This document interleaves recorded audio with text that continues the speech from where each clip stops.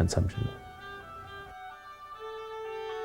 We also have, in a kind of an even deeper layer, a lot of religious beliefs, a lot of religious structure in ceremonies, in different doings that we have and so on, that the general public is totally unaware of and doesn't see.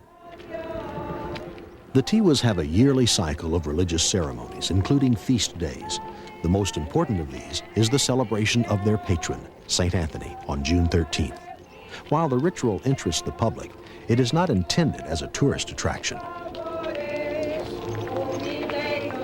Public rituals like the St. Anthony Feast are found in all cultures. They're important in strengthening community ties. The feast brings tribe members together to express, once again, who they are. The ritual relies on and also reaffirms the traditional government, language, and customs that the Tiguas call their own. The ceremony requires extensive preparation. Women cook, men paint their rattles and drum, and dancers are selected. Like if the Capitan de Guerra, which is my brother, he needs somebody to dance, he would take a cigarette to the father and say, I need your daughter, can I please borrow her for the traditional dances? The father agrees, yes, you may take her. He gives a cigarette as for thanks. I would go to my mom and ask my mom, please tell my dad, don't let my dad, accept the cigarette, so I don't want to dance. And my mom says, well, whatever your father's gonna want, if he accepts it, you're gonna dance, whether you like it or not. I would hide under the bed when I knew the men were coming down the street. I'd run in there, I'd just cry, and then it was over. My dad accepted the cigarette, so I came out, and my mom says, it's too late, you're gonna have to dance. I said, yeah, but I got 4 other sisters, and it says, no, but they want you. A high level of commitment is demanded from each participant, and preparations begin many weeks before June 13th.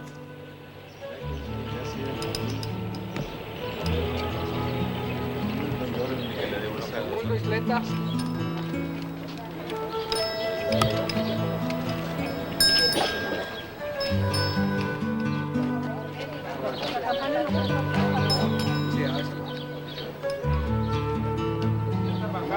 9 days before the feast and after an early morning mass, tribe members assemble at the center of the old neighborhood to begin the Salida de los Santos. Enrique Pais, the cacique, blesses them.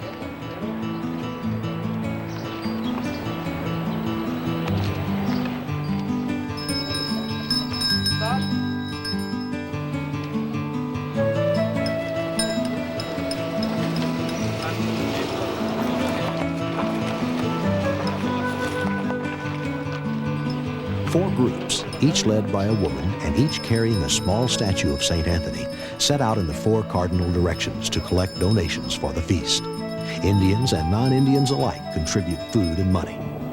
We knock on everybody's house and we explain to them. We explain that we're collecting for St. Anthony's feast, and whatever they want to donate, whether it's money or food, a can of peas or whatever. And after that, we tell them they're all invited to come and have lunch with us on that day. Everybody's invited, and everything's free. It's been 7 years that I got this apartment. So over there, it's been just 7 years that I've known, all about the Indians in here. But so far, they're very nice. They made this fiesta in June. And they invite a lot of people in here. They go, it's free. I gave them $1.50. Maybe that's not too much, but as we pay here the rent, gas, light, we only get the water in here. So we have a lot of utilities to pay. They say that, for instance, on this fiesta, that's what they use it for, all of us, to get acquainted with us. That's what they say. And we love, and they give us the food free.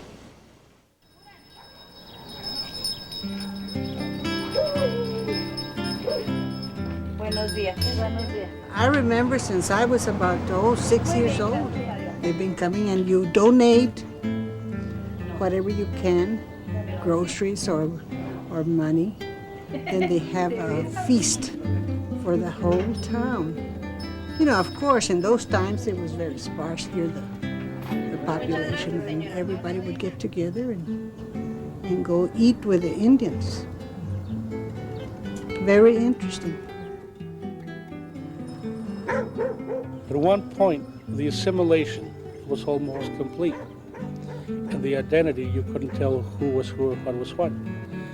And maybe through discrimination, they denied their being an Indian. Thank you. Thank you very much. Igualmente. Muchas gracias. Ahí nos vemos en la misa. But I'm glad they have their true identity back, and their children have some of the culture of their ancestors that they can identify with. Even though they're not denying they're American, but they're accepting some of the old customs, reviving them, teaching them to their own children so that their culture will never die out. So they come every year, and we always give them lemonade and let them come into the house, and sort of like the house is blessed for another year.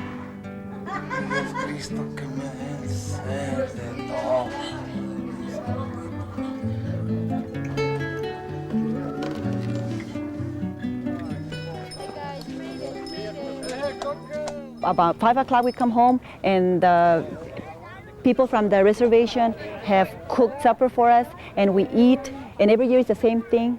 We come back, we go to the head mayordomo's house, and we count the money. Everybody's purse from every direction they went to in Ysleta, and we write down who got the most money, and then we separate the money for the flowers to decorate the altar, for the flowers for the saint and the material we're going to use, and the money that's left is used for the fiesta. Late afternoon, on the eve of the feast, the Tiguas proceed from the mayordomo's house to the mission church. They carry an elaborately decorated statue of St. Anthony, which will be blessed at Mass. Each year, the mayordomo has the honor and responsibility of decorating the saint.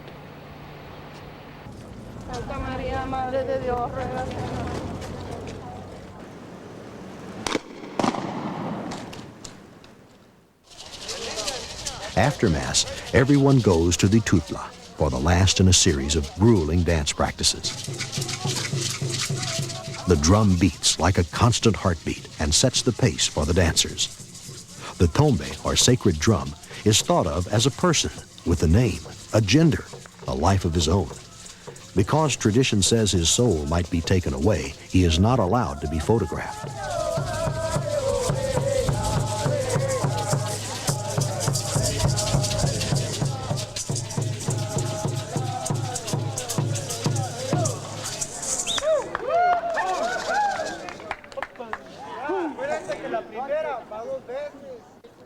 At dawn on the morning of June 13th, the celebrants assemble once again at the tutla.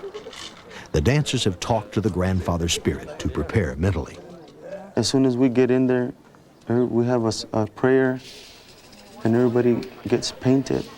The men always paint a line across their face, and the women always put a dot on their cheek. The 4 captains have fixed the gourd rattles, the ceremonial bows and arrows, and the women's cornstalks, which are gifts to St. Anthony. Right before the procession, the captains load their shotguns. They will form an honor guard for the saint. Their shots are signals, punctuating the different stages of the ritual. We use those as a message to our God and our grandfathers, which are up in the sky, to tell them that we are getting ready to present a dance to them.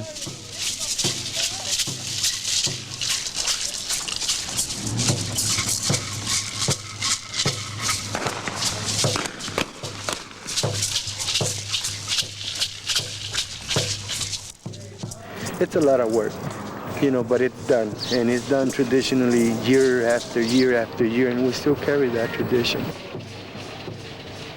An important aspect of the ritual is the promesa, or promise to St. Anthony. After the procession and Mass, tribe members will fulfill their promises by dancing rigorously and being lashed with branches.